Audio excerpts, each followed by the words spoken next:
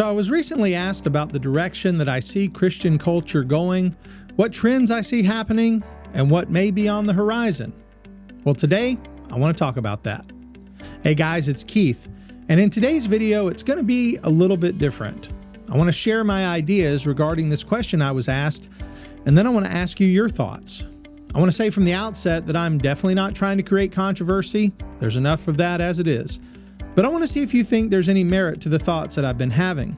The more I thought about this question, about the current Christian culture, the more my mind keeps going back to two men that I think have had a tremendous impact on Christian thinking in recent years, even if folks don't realize it.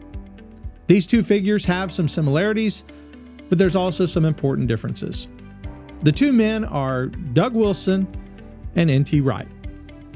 Now, I'm not attempting to place a judgment on either man's work or ministry. That's not the point of this video. This is about what I've noticed that each man seems to represent within the church today. Doug Wilson has increasingly come to represent a rugged masculinity within Christianity.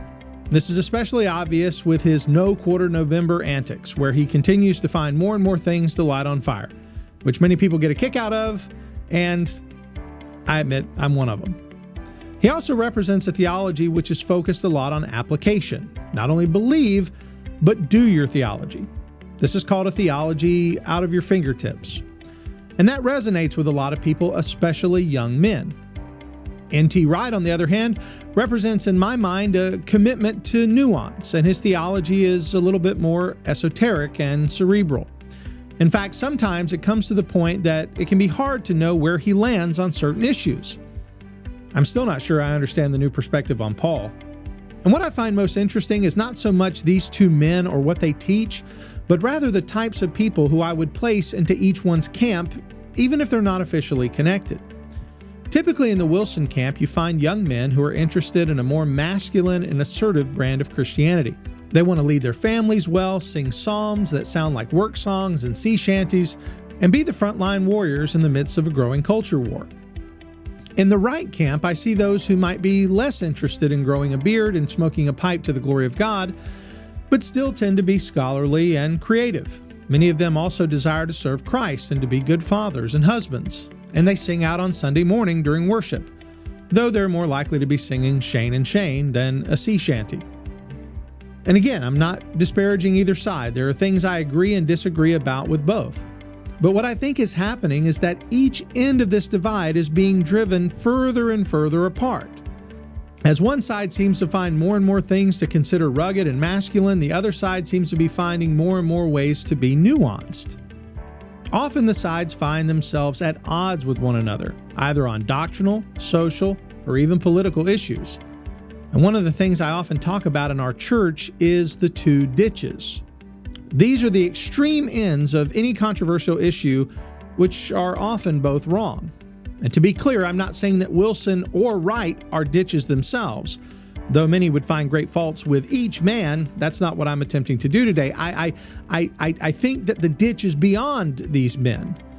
But there is a ditch. There's a ditch on the side of rugged masculinity where people stop being Christ-like and start being much more like the Andrew Tates of the world. And there's a ditch on the side of nuance where people stop being able to clearly define even the simplest of biblical truths, and they end up with a Harris Waltz bumper sticker on the back of their new Chevy Volt. Again, I'm not proposing a solution. I'm just trying to put my finger on the pulse of what's going on. Maybe I'm wrong in what I'm seeing.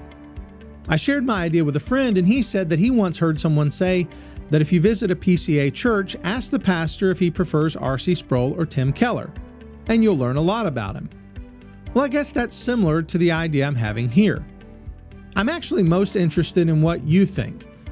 Let me know in the comments if you think there's anything reasonable to my analysis, or if you think I'm out to lunch, and that's okay if you do. Either way, I appreciate you watching. As always, if you like the video, I want to ask that you hit the thumbs up button. If you don't, hit the thumbs down button twice. And if you want to see more, hit the subscribe button and go and check out the channel. And as always, if you have a question that you want to send to me directly, you can do so by going to my website, keithfoskey.com. Thank you for watching this video, and God bless.